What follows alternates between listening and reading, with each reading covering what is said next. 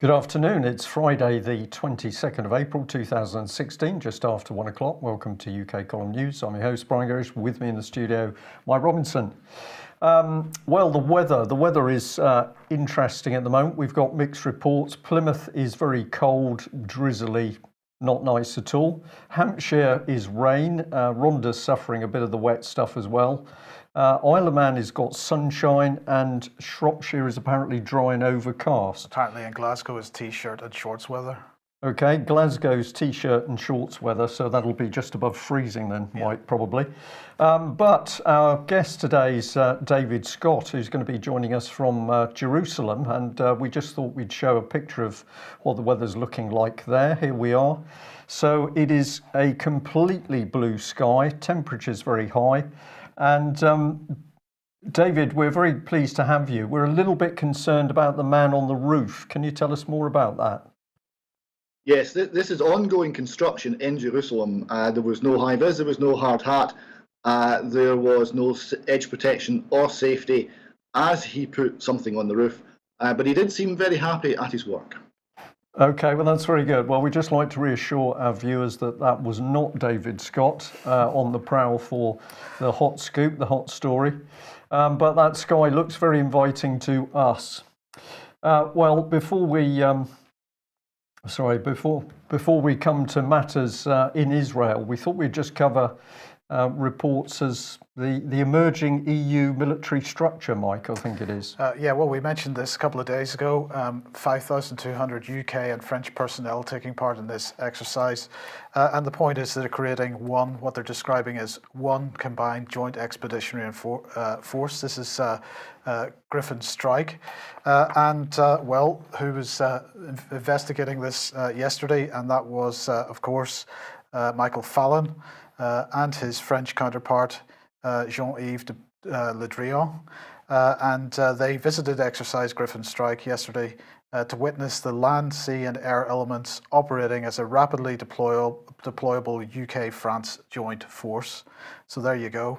We'll just remind you what he said about this. He said the joint force will combine the might of two of the world's biggest militaries backed by our rising defence budget. It will enable us to deploy rapidly with our French allies, helping to keep Britain safe while contributing to security in the world. Well, I feel a lot safer knowing that they're building an EU army. Well, I have to say I don't feel safer at all, Mike, actually. It's got to be lies coming out of this man's mouth, because what we've seen is Britain's defence military structure absolutely cut to pieces. That's got to be deliberate. And the integration with the French is just a way of saying, well, actually, there is still something left, but we can only do things if the French allow us to. So let's come back to Mr. Fallon. This was one of those articles. Britain will never go to war without its European allies again, Defence Secretary claims, but he denies backing an EU army, although that is clearly what's happening. So that was the bit you've just covered, Mike, the troops on Salisbury Plain. What a man, what a statement. NATO was a slower moving organisation that requires a more elongated political decisions. The partnership inside Europe was able to deploy at very short notice. So all of a sudden, NATO, which was there with quick reaction forces, immediate reaction forces, all of a sudden, no, that NATO doesn't work anymore. The only way we can do it is to work with the French, our traditional allies, I have to say, as a Navy man. And no sarcasm in that comment. Well, there was a little bit of sarcasm, absolutely. And then this classic statement from him, he says that only Islamic State and Vladimir Putin will welcome Brexit. So if you analyse that comment from Mr. Fallon, his message is that if you're a member of the British public and you support Brexit, you've got to be a terrorist. Yes. But he's denying that he's creating an EU army, is he? Of course, you know, it's lie, spin propaganda in line with the rest of the government. I've got some more comments on Mr. Fallon, but David, perhaps you'd just like to respond.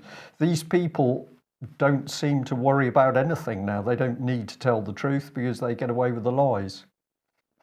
Yes, I wonder how many lies are actually just being kept secret.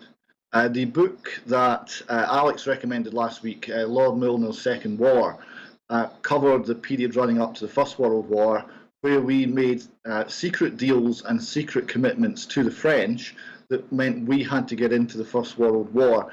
Not only were the British people not told, the British cabinet wasn't told. It was a small clique within the cabinet that actually made all of the deals behind the scenes and got the entire country, and remember we lost 1 million men, got the entire country into an entanglement without it ever being discussed, without it ever being openly debated.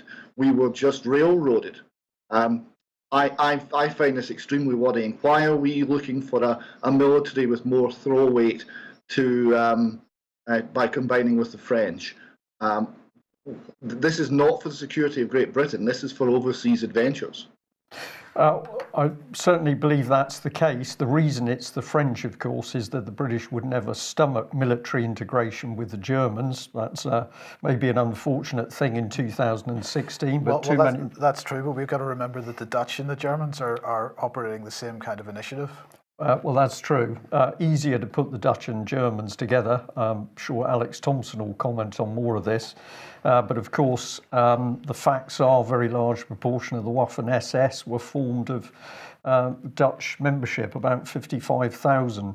So Dutch and Germans put together, British forced together with the French. This is a movement to the European superstate. Well, let's just come back to Mr. Fallon, because what sort of man is he? We did 30 seconds of research and it doesn't take long, because of course last year he was in the press for calling Arthur Briony Gordon a slut in drunken bar clash. Alcohol clearly involved in that particularly unpleasant exchange. And then we've got a little bit of confusion over his expenses.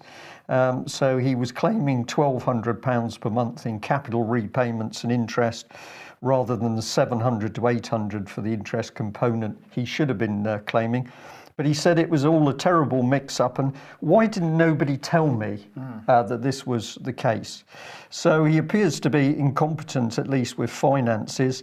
And then, of course, if we go back, he was busy crashing his car into lampposts, having been drunk in 1983. So as somebody posted at the bottom, drunk and expense fiddler, nice man to be a right honourable ... Totally appropriate. They all seem to be similar in their characteristics, don't they? They do. So this is really the state of the nation, when we've got this pitiful quality of politician simply failing to tell the general public the truth as they build the EU superstate. And we better bring in David Cameron, because this remarkable headline says so much. So it's The Sun. Cameron says Britain owes debt of gratitude to retiring Help for Heroes founders, who raised a mere 280 million. We'll bring in the happy couple. Here they are, Bryn and Emma Parry. But of course, this is the man. We've got David Cameron here. This is the man creating the unlawful wars. He's using taxpayers' money to start those unlawful wars, and then literally he's smirking as the public fund the care of the maimed and wounded. But of course, what is going on in these programs? Well, the medical research outfits are able to trial out their latest technology, which is really progressing the agenda towards transhumanism. No doubt this will be a pretty emotive subject for some people, but my personal view as an ex-military man is that the maimed and wounded are simply being used in a very callous and cynical way by David Cameron's government to progress a totally different agenda. Do you think I'm being a bit strong on that, David? What's your take? Well, the issue here with all of these maimed and wounded is every last one of them was avoidable. Right? We didn't need to be in any of these wars.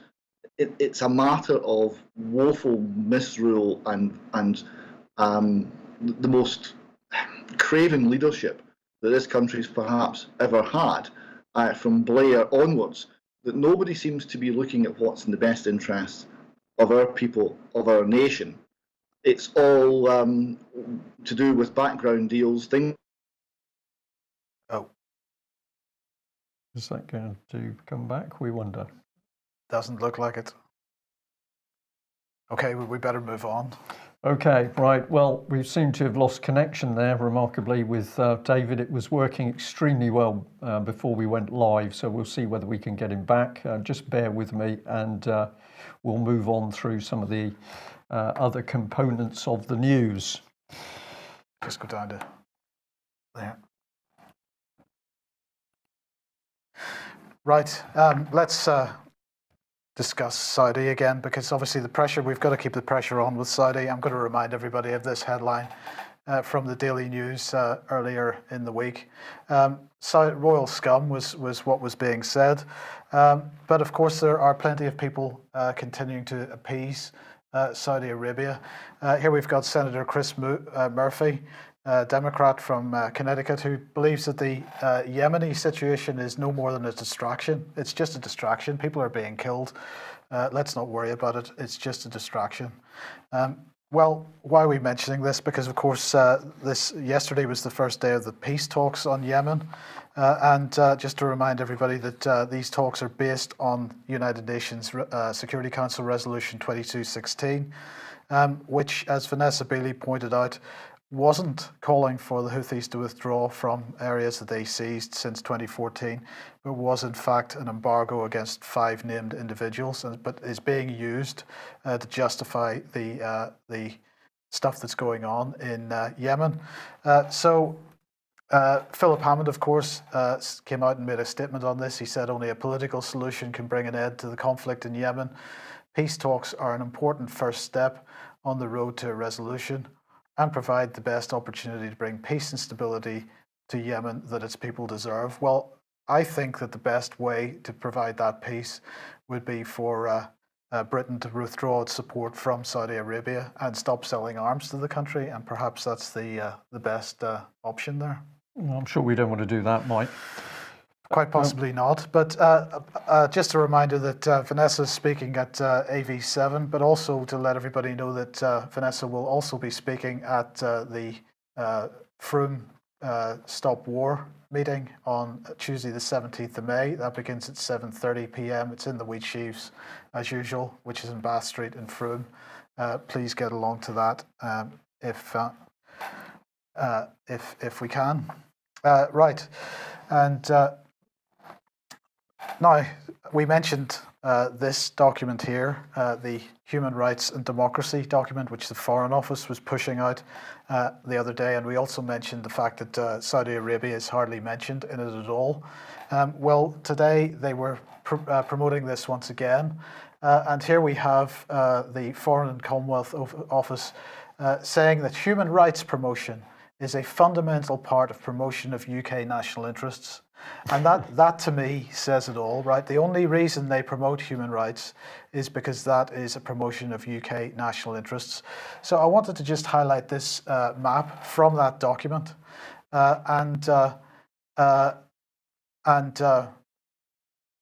This map says it all. 30 human rights priority countries where we judge that the UK can create lasting change. Yeah.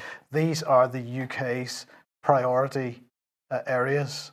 And lasting change is the destruction of democracy, is what we're talking about here, Mike. This is incredibly sinister stuff. And it also gives us another look at this business of, at one stage, it looked as though the route towards a world government was going to be the European Union, but we can see how important Commonwealth is on this. Yes. So I think we have David back. David back. Welcome back, David. Thank you. Hopefully Mossad won't be interrupting us again for the rest of the program then. Yeah, I think that was local here though. I think that was down to my laptop for some reason. Oh, you forgot to plug the power supply in?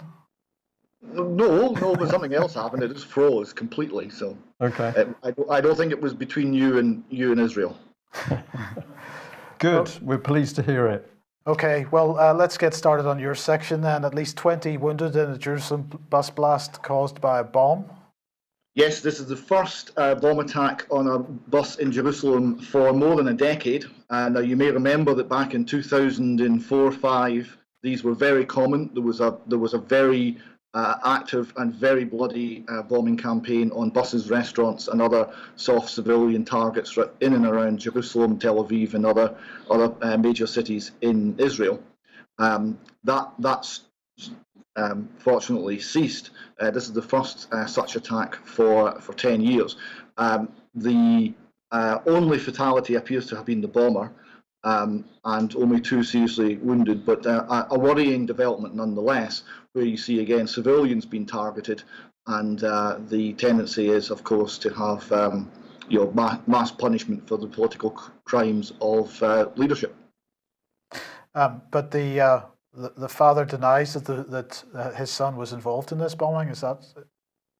Yes, the father says it's really quite a sad and touching moment when the father talked about the exams his son was undertaking, and how that the 2 of them had an arrangement where the son would work hard and get on with his life, and here this father no longer has a son. The father, subsequent to me sending you that, I've discovered the father has subsequently been arrested by the Israeli security forces and charged with being an accomplice to this crime, and apparently more arrests are imminent.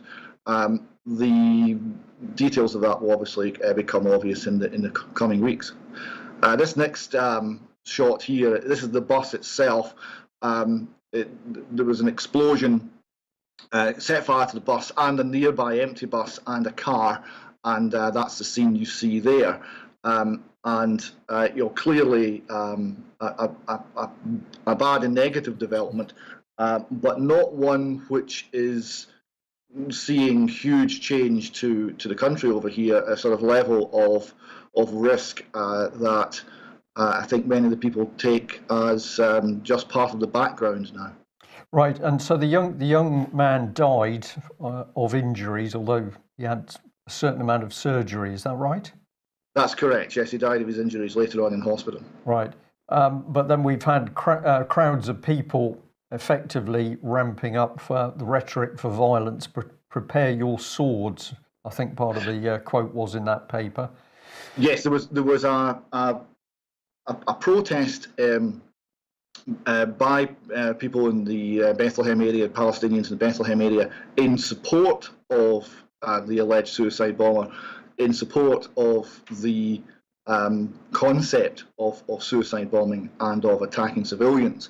And so these people were making reference to previous Hamas leaders, previous people who ran bombing campaigns, and to the idea of armed resistance against civilian populations. Meanwhile, you will recall a couple of weeks ago we talked about the situation in Israel, and we covered the shooting of a knife-attacking assailant who was lying prone on the ground and not moving. So he had been subdued, he'd been shot, he'd lightly injured one soldier, and one of the other soldiers shot him in the head, and it was captured on video. So there was a considerable political response to that, and the soldier concerned has been charged with manslaughter. So in Tel Aviv, there was a protest in support of that soldier. This is the protest you see here with pop bands and not a particularly large protest, but maybe a couple of thousand people there. A lot of waving of flags and calling for the soldier to be released and not charged, and the end of the investigation. Now, in that crowd, there were equally strident calls for violence, this time against the Arab population. People walking around with "kill them all" on signs. So we see here an equal, or at least broadly similar, disregard for human life if it's the wrong sort of human life, extremist position, and response where death of the other will always be either tolerated or welcomed. So this is very, very hardline stuff coming out in this protest.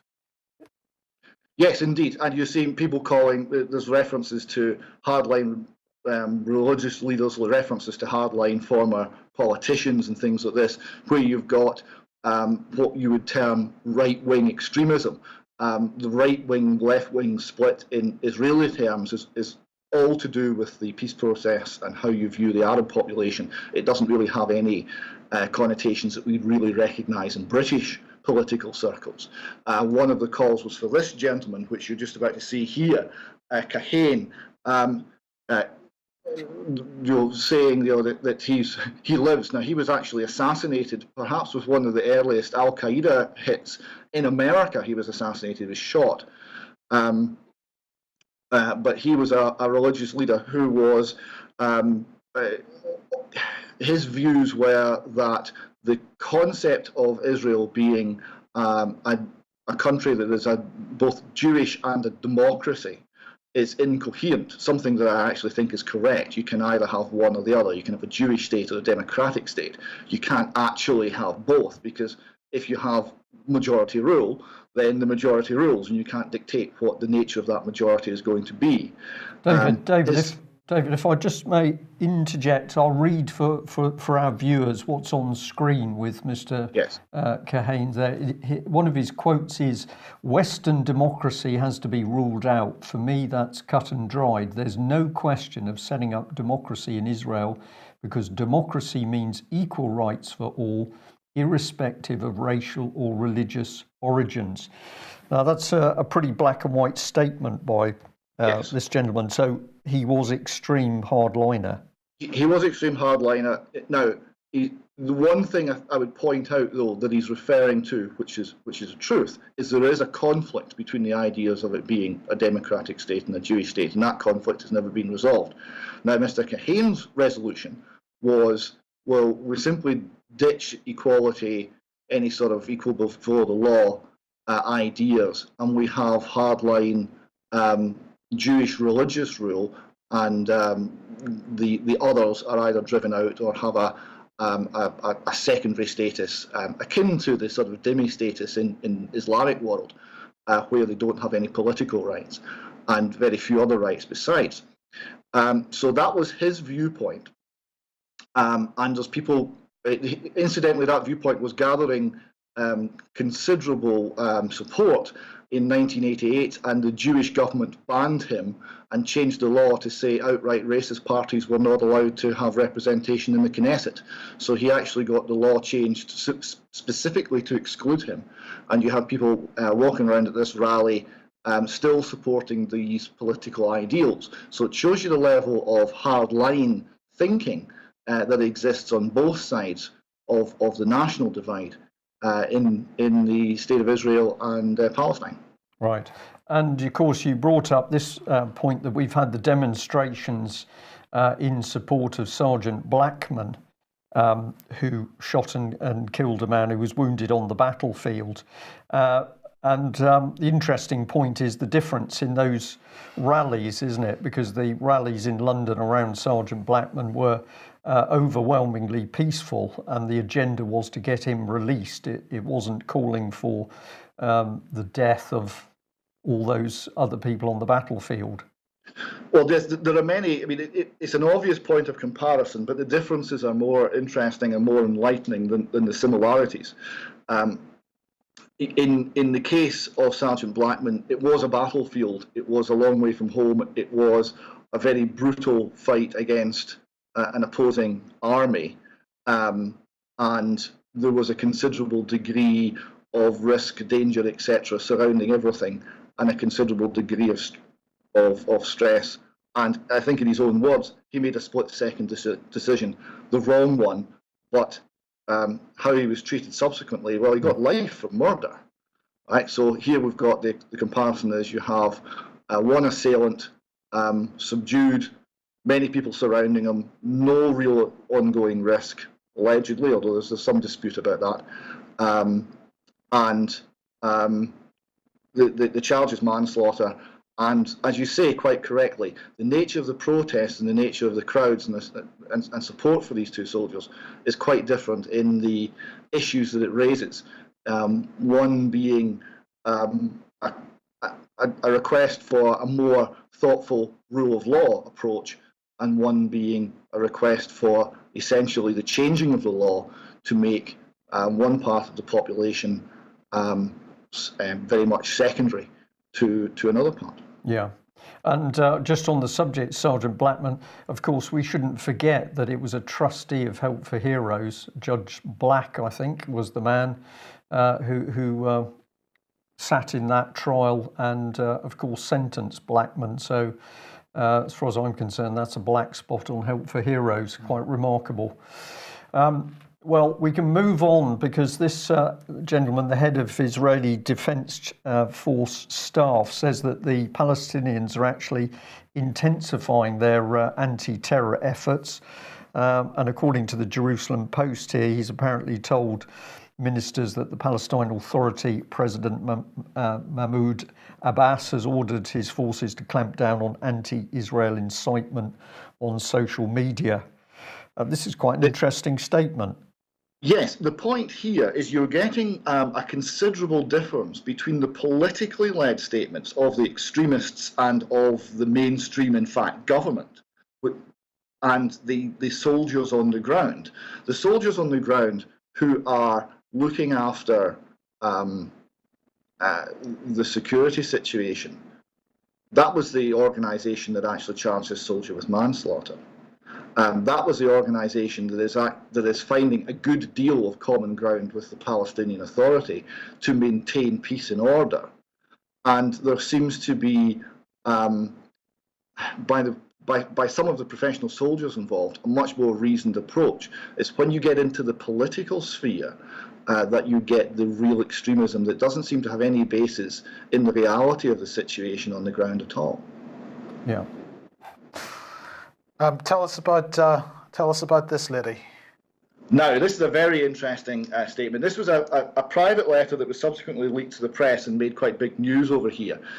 This lady is an Arab member of the Knesset, and she was asked to go to a Passover ceremony, and she refused. And the reason she refused is very interesting. She said, you can't teach the lessons of the Holocaust, or the Holocaust Memorial, beg your pardon, Holocaust Memorial. You can't teach the lessons of the Holocaust when you don't distinguish between the terrifying similarity between what is happening today all around us and what happened in Germany in the 1930s.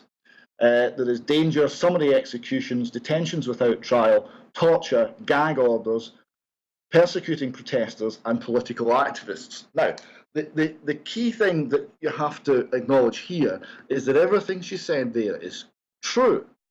And some people will be perhaps aghast at the reference to comparison between contemporary Israel and Germany of the 1930s. But she chose her words very carefully. She said 1930s, not 1940s. We're not talking about what came after, the mass executions and all of that. But the like of which we're not seeing anything remotely comparable to that in Israel today. But if you look at the 30s, the persecution that led up to that, there are most certainly similarities between the way that the Nazi administration in Germany treated some of the Jewish population, and the way that the Bibi, Netanyahu, etc. administration here can treat a sort of people, the Palestinians, protesters, people who come from abroad to offer support, and anyone who doesn't toe the official line. I'm pausing because I know what's coming up next, and really, when I look at this photograph, David, it sort of says so much to me. Are these nice people? I don't get that feeling. You don't want to go down to the pub with Bibi for a pint? Is that what you're telling me? Well, he brought some of his minders over to London, of course, the last time he popped in to see David Cameron, and my goodness, if that is the state of security you need, you're obviously very worried about what your policies are doing. Yes, as they say in Glasgow, these boys look useful. Now, Bibi has been making big news because he's said that Israel will never leave the Golan Heights. Now this was, as you know, taken in 1967 war. who fired the first shots. Quite an interesting question on that one. In the northern part of the campaign, but that's what happened. The Israeli army took this from the Syrians. It was Israel declared the land annexed in 1981. It's a very pleasant part of the world, actually, up in the Golan. It's very flat. It's a plateau, so you see sort of mountains and things, but that's just the very edge of it. The actual Golan Heights, the plateau, is used for agricultural use now. It's very green and pleasant, and it's almost kind of touristy, and it is very much day-to-day part of Israel, but officially and legally part of Syria. So that's the dispute. So Bibi has declared that it will always now be part of Israel, despite only 10 years ago being involved in negotiations with the Syrian government to return it to Syria. So he's taking his opportunity from the Syrian current political problems, civil wars, etc., to make a claim for the land in perpetuity. But the US believes that he's wrong. And the US, so he said that this is Israel forever, and the United States came back and said, no, it's not. So that was quite clear, and it's not often you get that degree of clarity in international relations. And he then went all the way across to Moscow to meet with Vladimir Putin. And that was quite an interesting piece to camera. And he was sitting there with Putin and a couple of translators, and he said to Putin that the Golan must stay in Israel's sovereignty forever. Putin didn't say much at this point, but his body language said quite a lot. I don't think he was entirely convinced. No, there was in the photographs. Some of the media have got photographs of that meeting, and Putin is sitting there. Even when he's shaking Netanyahu's hand, the expression on Putin's face is very interesting. Okay, let's move on. TTIP. This is in Reuters today, suggesting that support for TTIP and, in fact, for the TPP is collapsing in the United States and in Germany. This was surveys carried out by YouGov for Bertelsmann, and it showed that 17% of Germans believe that TTIP is a good thing, and that's a fall. It was 55% 2 years ago. In the United States, it's 18% and 53% in 2014. So TTIP, not the most popular trade agreement on the planet. Neither are the others. Britain's just entered into a similar trade agreement with Vietnam, I think. So there are other trade agreements aside from these particular big name ones. And let's just remind everybody once again, of course, that if you vote to stay in the European Union at the upcoming referendum, you are giving your consent for TTIP as well, because that is part of the deal. Then happy Earth Day, not happy birthday, Brian, it's happy Earth Day. Well, I'm not sure I could cope with another day of birthdays. Well, indeed. So the Queen and Julia Middleton on the same day. I think the Queen should have been postponed because obviously Julia's was much more important. More important. Yeah, but this is Earth Day, and as we can see, we're holding our arms upstretched once again. Let's just have a look at who is supporting this initiative. Apparently, 1 billion people around the world are going to be celebrating Earth Day today, getting involved. But this is the day that 160 leaders from 160 countries officially sign the Paris Climate Agreement. So this comes out of the Paris Climate Summit last year, and they're all going to sign that today, apparently. And of course, although they do, India and China weren't really having too much to do with it, so it doesn't really matter. The other interesting fact about Earth Day, I think this was on the Telegraph website, was that in 2008, Disney launched Disney Nature, a channel dedicated to environmental documentaries, so propaganda from Disney, hardly surprising. And the other thing is that no one actually knows where the name or the date for the day came from, because apparently the organisers just can't remember. Seems a bit strange. I think they perhaps don't want to say where the idea came from. But no, there you the go. Logos are fascinating. We've got the tree and the fleur de lis and the 2 pillars with the sun there in interfaith, a compass. I'm always intrigued to see the little logos. We're going to have some better logos later on. Okay. So anyway, Right, well, we'll just take a little break, as it were, for an advert for Penzance Truth movement that has got a meeting on the 7th of May coming up, and it's a State of the Nation talk. Ian Crane is going to be talking. I will as well, Mike, and we're going to be covering what's happening in the UK. So if you can get down to Cornwall to support that group, because they have done a huge amount of work to run events, put out posters and leaflets, and generally alert people in Cornwall to what's happening in UK, please come along. So it's a full day event, and I'm sure it'll be very enjoyable. there is an entry fee. It's £10. Yeah. And tickets are, tickets, you can get tickets on the UK Column website, and basically just bring the receipt along for that. So if you go onto UK Column and get into communities, you can see the advert and details for that event. Well, let's get into the realm of children. It never goes away. I was sent some very interesting information last night, which included these two graphs showing children being taken into care. So we've got 1994 to 2015, and we can see the steep climb there from just over 45,000 up to 70,000. And this was the supporting graph, children in care who were adopted, 1994 to 2015. And we've got another significant increase there.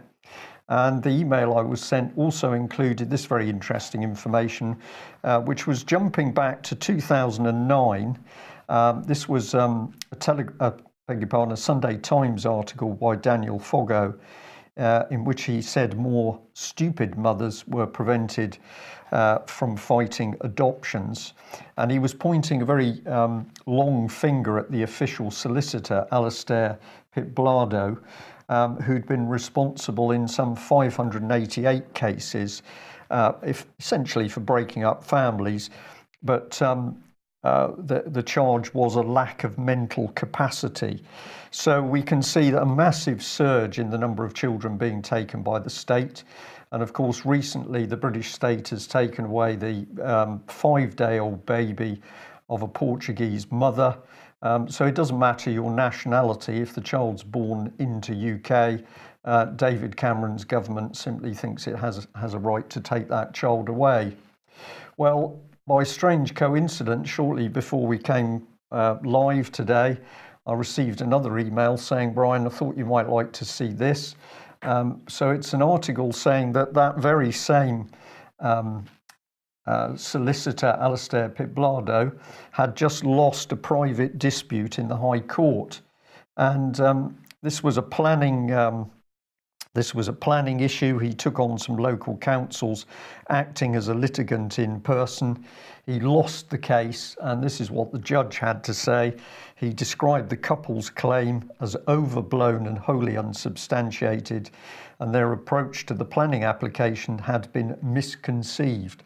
So what we've got is an overview of the man who's been responsible for helping to lever children away from their families, that they're not competent. And we really have to ask, is this man fit for purpose himself? Perhaps for a common purpose. Perhaps for a common purpose. David, it really is obscene, the power of these officials when it comes to taking children away. We can't deal with fraud or corruption or banking crime.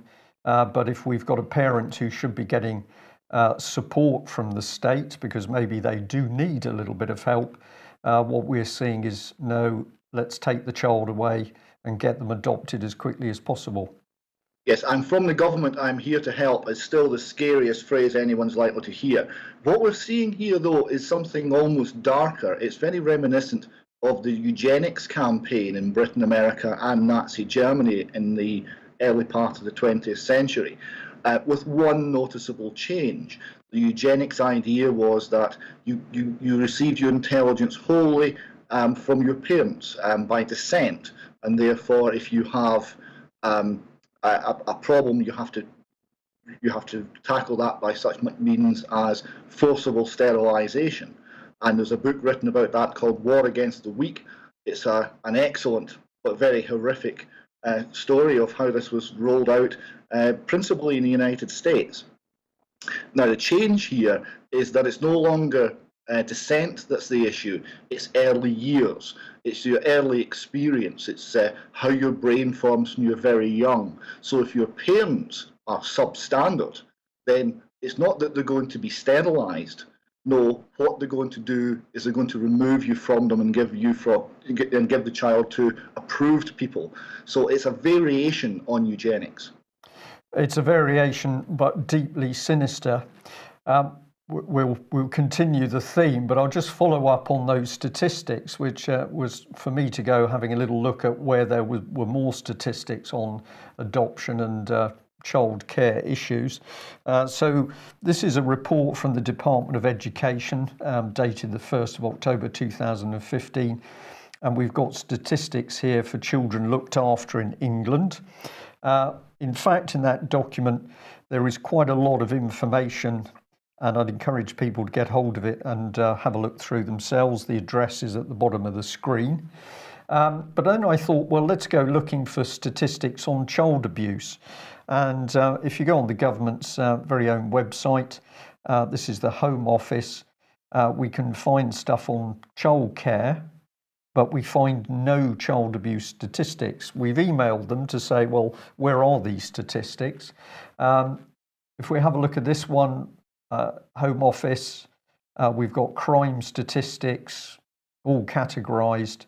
Yes, because when you spoke to them, they implied that the Home Office was the place to go for this information. Yeah, originally we spoke to the Department of Education because they produced that first statistical analysis. That's the one we're encouraging people to download. We called them and they said, oh, no, we don't have any child abuse statistics. You need to speak to the Home Office.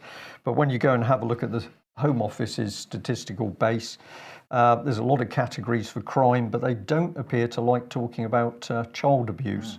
So we've sent them an email and said, do you hold the statistics? But I've got a feeling they don't hold any central statistics on the number of children abused in the care system. So these are the very people that are going to run the named person scheme north of the border. Back to you, David. David, we're starting off with GIRFEC here, and this is a grant that is about £750,000, is it? Yes, just under £750,000, and that's gone to Barnardo's and a few other charities, and they're running a system of integrating the third sector with the general GIRFEC framework. Now, this is to make sure. Sorry, just remind us what GIRFEC stands for. This is getting it right for every child, right? Which is a government acronym in Scotland, equivalent to No Child Left Behind, and the English equivalent, which momentarily escapes me. So this is the system of looking after children in family, through education, in healthcare, that permeates every aspect of the Scottish Government. And we're now seeing the third sector, the charitable sector, brought into that fully and in detail. So they're involved in the planning of new developments. They're involved in every aspect of it. There is, in functional terms, no difference between the government and these charities. And this is the gentleman that's done this, is that correct? This is Gareth Allen of the Scottish Government. He's all over this. If you Google him, you'll find quite a lot by him, encouraging charities to come on board and talking to charities. And you can even look at his slideshow presentation, which explains exactly how it's all done and how wonderful it's going to be in the new Scotland. Now, the letter there, that award letter, was written to the then head of Barnardo's, Sally Ann Kelly. Now, she's now moved on. It's Martin Crew, who's now head of Barnardo's. She's moved on to another charity, and this is also a charity dealing with children in Scotland, receiving Scottish Government grants, backing the named person scheme wholeheartedly. Oh, they're all for the state snooper scheme. This is vital. We must have this, and they are entirely in the pocket of government. And this lady is running the show there, and I'm sure she has lots of contacts which will ensure that they will allow her trust here receives a great deal of financial support from the government. Yeah, and David, I'm fascinated by that website because again, we've got this look. The website is very, very childish, but of course, it's not designed to be read by children. It's designed to be read by adults, and so we've got this inversion going on. Silly, childish writing about a very, very serious subject to do with children.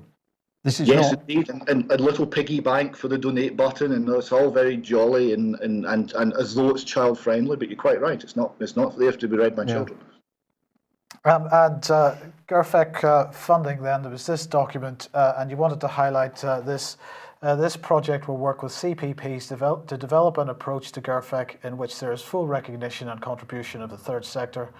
There are 3 aims, which include to embed the role of the third sector in GIRFEC at local and national level, to conduct a 3-year project in which the public social partnership will work with the community planning partners to reinforce and embed the role of the third sector in implementation of GIRFEC. Right. Now, what that means, right, because it's a bit, central government gobbledygook, what that means is there's going to be a whole series of things called community planning partnerships. They will enter into formal written agreements with central government. They will involve not only local authorities and police and other and NHS and other services, but they will also involve every bit as well integrated the third sector charities, people like Barnardo's and Aberlour. So they will have a seat at the table. They will form these written agreements with central government, and they will then apply government policy, including name person, data gathering, and complete state surveillance of every family. Now, the effect of this is there is nowhere to go. If you then go to any major children's charity in Scotland with any sort of problem, and those of us who followed the Holly Grant case know the sort of problems those might be, then you're dealing with the Scottish government, you're dealing with the state, you're dealing with the great big singular entity that is the Scottish model of government. But it's not just there are no functional departments within the government, that the entire or almost the entire third charitable sector has been rolled into government as well. Yeah. This is the third sector, or the third way, which of course Tony Blair was absolutely boasting about back in sort of 2001, 2002, if I've got my dates right. So unaccountable people in the NGOs, quasi-government system, now it's all being rolled in together. This is big society, and it's communitarianism is the closest description I think we can get to it. Well, David, tell us about Joining the Dots. Right, so Joining the Dots is the core document that underpins GIRFEC. This is a named person and all of these things. So this is the defining document. Now, you'll be pleased to hear it was an independent document. It was an independent report, so that's okay. And it was headed by a former Labour MSP, but she clearly didn't write it. The person who seems to have written it is, in fact, this lady, Laura Meagher. Yeah. Now, she's a very interesting lady. She came to Scotland as a Fulbright scholar from America, from Rutgers University. And she came to Scotland at a very interesting time, 1999. And this is not the first time I've found this. When you look at the people who are actually generating the ideas, they all arrived in Scotland in 1999.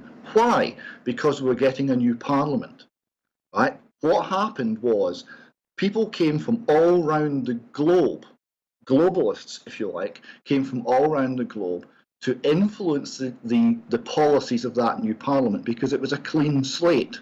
So where Scotland thinks it received a degree of independence, what's actually happened is we've got globalist think tanks and people influencing the policy behind the scenes, and the change from Westminster to the Holyrood Parliament simply opened up a new opportunity for these people to control what we actually do.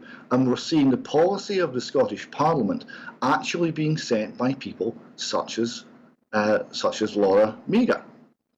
And we've got a number of other people involved in producing this document. One is the Centre for Confidence and Wellbeing. Right now, the Centre for Confidence and Wellbeing is meant to be Scottish because Scots are meant to lack self-confidence. Okay, I don't know if you noticed that. That's the allegation. Now, I would put it to you that we have a perfectly balanced attitude because we have chips on both shoulders, and we do not lack self-confidence. But be that as it may, the idea here is we've got the Scottish Cringe and we need the Centre for Confidence and Wellbeing. And the Centre for Confidence and Wellbeing is, in fact, common purpose sitting on a thistle, because all of the people seem to have huge common purpose links, including Mr. Alf Young here, very friendly looking chap. I like the smile. I'm sure he'd be very nice to chat to down the pub, unlike Bibi Netanyahu. And what's his background? Well, from 2000 to 2007, he chaired the Glasgow Advisory Board for Common Purpose.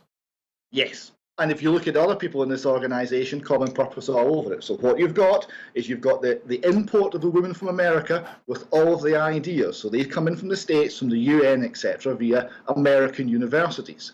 That's brought in. We've got common purpose providing the organisational infrastructure to actually get everything set up in Britain and Scotland. And we then have assorted charities and quite a few PR companies to give. The charities give cover, an appearance of it being from the people, and the PR companies get the message out. And that's what we've got. That's the origin of GIRFEC. That's the origin of Named Person. It did not come from Scotland. It did not come from our politicians. It came from elsewhere. It's quite alien. Right. Well, I wanted to show. We're running out of time, David, here, but I wanted to show this document because we talked about logos earlier, and this logo I just found absolutely spectacular because not only do we have the upstretched hands, but we also have the double cross. Yes. And it's wheels and pyramids as well. When you open it up, it's all wheels and pyramids everywhere. The graphics are very interesting. Well, the other bit I picked up on the First Lady you mentioned. Doesn't matter who she was. It was, but what she was talking about was the vision. So we'll see if we can find it in a minute. But basically, what was she very big in? She was very big in visions and transformation. This is always the same language. We can't exist in our present life, community world. These people are going to transform it into something which they say is better, but clearly it is not going to be better. And you were talking about pyramids. I thought this was a classic one. So we start off with national indicators and then national outcomes, strategic objectives, and then purpose targets, and then we have purpose at the in the capstone of the pyramid. So purpose is what we're really all about, David. Yes, and it's all pyramids, it's all triangles. Yes, the Laura Meagher, she is currently running a company specialising in strategic organisational change. It's not children, it's strategic organisational change. That's the agenda, and who's been changed? The people of Scotland, the Scottish society is being changed, and England too. Yes, indeed. Well, we did say we would just end on the Queen. David was very keen just to mention the Queen. She should be in there somewhere. Yes, David Starkey was making a comment on the Queen, David. Yes, he called her Elizabeth the Silent, and saying that she hadn't spoken out, that she had a constitutional right to speak out and to speak her mind and have a different viewpoint being put forward to the people of this country. And she's chosen not to.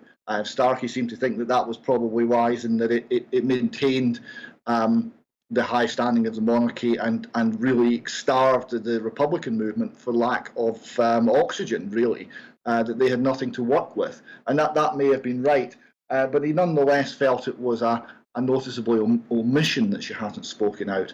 And I would simply say that seems to be a fair and valid criticism.